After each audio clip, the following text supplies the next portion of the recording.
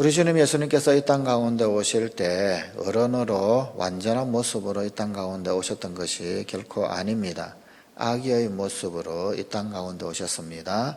그래서 그 주님도 반드시 자라가야만 했었습니다. 그런데 우리 주님께서 어떻게 자라가셨는가 라고 하는 것을 보여주시는 단 한 군데 말씀, 우리 주님 예수님께서 어떻게 자라가셨는가, 그것을 제대로 보여주는 단 한 군데 말씀이 바로 이 말씀입니다. 자, 오늘 본문 52절 이 말씀 가운데 우리 주님은 사실은 가만히 보면은 네 가지 영역에서 자라가셨다라고 하는 것을 알 수가 있습니다. 그 첫 번째는 지혜가 자라갔다. 두 번째는 키가 자라갔다. 세 번째는 하나님에게 자라갔다. 네 번째는 사람에게 자라갔다. 이 네 가지 영역 가운데서 우리 주님은 자라가셨다라고 하는 것을 알 수가 있습니다. 자, 키가 자라간다라고 하는 것은 육체가 자라간다라고 하는 그런 말입니다. 자, 또 지혜가 자라간다라고 하는 말은 무슨 말이냐면은 이 정신적으로 자랐다. 키가 자라는 것이 육체적 성장이라고 한다면 지혜가 자란다라고 하는 것은 정신적인 성장을 이야기합니다. 사람에게 사랑스러워갔다라고 하는 것은 사회적 성장을 이야기합니다. 마지막으로 하나님께 자라갔다라고 하는 것은 영적 성장, 영적으로 자라나심을 이야기하고 있습니다. 사람은 언제 온전한 사람이 될 수 있느냐? 이 네 가지 영역이 온전히 이루어질 때 그때 사람은 진정 온전해질 수 있습니다. 그런데 이 세상에 살아가고 있는 보통의 사람들 세 가지 영역에서만 보통 자라가고 있음을 알 수가 있습니다. 육체적, 정신적, 혹은 사회적. 그러나 이것조차도 사실은 제대로 온전히 성장하지 못하는 그런 경우도 참 많이 있지요. 자, 그런데 대다수 많은 사람들은 네 번째 영역이었던 그 영적, 하나님께 자라감, 영적으로는 자라는 것에 대하여 사실은 별 관심이 없습니다. 무엇보다도 영적으로 자란다라고 하는 것은 영적 생명이 있어야 자라갈 수 있는 것이지요. 그런데 영적 생명 그 자체가 없으니, 그러니 영적으로 자란다라고 하는 것은 도저히 생각할 길도 없습니다. 자, 그런데 이 세상에 살아가는 많은 사람들만 그러하냐? 아니더라는 겁니다. 우리 그리스도인들도 마찬가지더라라는 겁니다. 영적으로 자라난다라고 하는 이 부분들에 대하여서 그동안 별 관심들이 없었습니다. 여러분, 우리가 자녀를 기를 때도 마찬가지입니다. 예수님께서 어떻게 성장하시고 자라셨는가라고 하는 것, 바로 그것을 우리가 그대로 보고 듣고 배우고 교훈이 되어야 할 텐데, 믿음의 가정들 가운데서도, 그리고 또한 믿는 이들의 자녀들 가운데서도 역시 예수님처럼 그렇게 자라가는 이런 모습이 보이지 않는 경우가 허다하게 많이 있습니다. 육체적으로 키가 잘 무럭무럭 자라는 것, 그러기 위하여서 먹이기도 하고 운동을 시키기도 하고 그렇게 합니다. 또 정신적으로 잘 자랄 수 있도록 하기 위하여서 공부다, 독서다, 뭐다 합니다.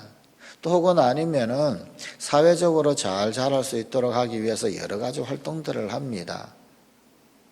그런데 영적으로는 자라도록 하기 위해서 도대체 뭘 하고 있는가 한번 물어볼 필요가 있습니다. 믿음의 가정들 가운데서 영적으로 자랄 수 있도록 자녀들에게 무엇을 하셨을까요? 그냥 주일날 교회 데리고 오면 자동적으로 영적으로 자랄까요? 혹은 아니면은 주일 학교 선생님한테 잘 맡기면 그러면은 영적으로 잘 성장하고 자라고 할까요? 그런다라고 해가지고 영적으로 성장하고 자라지 않는단 말입니다. 영적으로 자라려고 하면은 어떻게 해야 됩니까? 사실은 육적으로 자라는 것하고 똑같습니다. 앞에 세 가지의 영역이 육적으로 자라남의 부분입니다.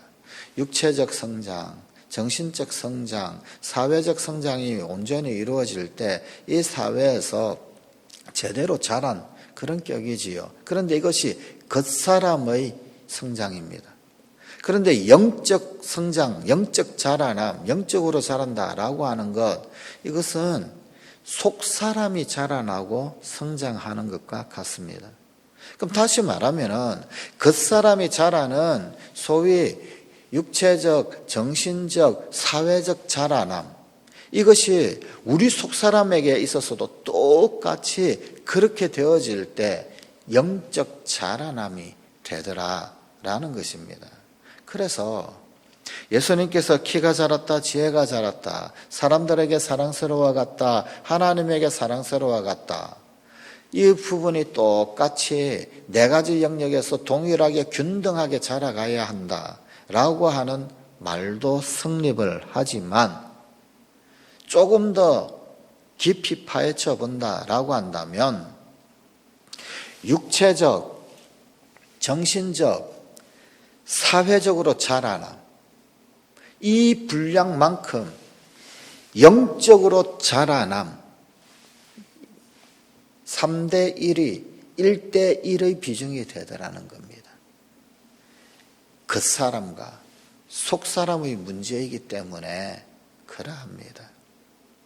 그런데 이것은 마치 겉사람을 부모가 자녀를 키우듯이 속사람 역시 부모가 자녀를 키워야 하는 것입니다. 그때 신앙유산은 온전히 전승이 되고 전수가 될 수 있는 것입니다. 그런데 이렇게까지 하지 않습니다. 여러분, 육체적으로 자라기 위해서 부모가 뭘 합니까? 젖을 먹이지요. 음식을 해 먹이고요. 그죠? 육체적으로 잘 성장하기 위해서 또 어떻게 해야 합니까? 키가 잘 자라기 위해서 어떻게 해야 합니까? 운동을 해야 하고요. 규칙적인 생활을 해야 되고요. 그렇지 않습니까? 예. 정신적으로 자라기 위해서 뭘 어떻게 해야 하겠습니까? 독서를 해야 되지요. 뭐 책도 읽고요. 또 혹은 아니면 보고 듣고 하는 것이 많아야 됩니다. 하늘의 별도 봐야 되고 해도 봐야 하고, 그죠? 많은 대화를 해야 하고, 그러는 가운데 정신적으로 점점 성숙하고 자라가는 것 아닙니까? 사회적으로 자라기 위해서 어떻게 해야 합니까? 친구도 만나야 하고요. 그죠? 예. 부모님과 관계 사이좋게 지내야 되고, 형제간에 우애 있게 지내야 하고, 친구들과 잘 지내야 하고, 학교에서는 학교 선생님과 잘 지내야 하고, 뭐 여러 활동들을 하지 않습니까? 동아리다, 뭐다. 영적으로 잘 자라려고 하면 어떻게 해야 합니까? 이 모든 것을 똑같이 해야 합니다.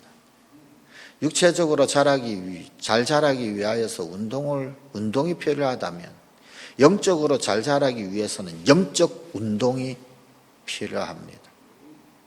예. 영적 운동이 뭘까요? 정신적으로 잘 자라기 위해서 독서가 필요하다면, 영적 자라남을 위하여 영의 양식을 먹는 것이 필요합니다. 사회적으로 잘 자라기 위하여서 학교 선생님을 만나야 되고, 친구를 만나야 되고, 뭐 동아리 활동을 하고 그렇게 해야 한다라고 한다면은, 영적으로 성장하기 위해서 똑같이 주의 이름을 순전하게 부르는 사람을 만나야 하고, 또 영적 스승으로부터 혹은 아니면은 또 다른 그 어떤 거룩한 영향력을 주고받는 그 가운데 그렇게 있어야 합니다. 오늘날 왜 신앙유산이 전수되지 못할까요? 이 영적 성장, 영적 자라남은 자꾸만 다 맡겨버리는 거예요. 주일학교에 가면 교회 선생님이 하시겠지. 예배 드리면은 그러면 주일학교에서 전부 다 하겠지. 그런데 여러분, 육체적, 정신적, 사회적 성장이 부모의 책임이듯이 영적 자라남도 부모의 책임입니다. 그래서 제자 훈련은 누가 해야 하느냐? 우리 자녀들의 제자 훈련은 부모가 해야 합니다. 부모가 자녀를 제자 삼아야 합니다.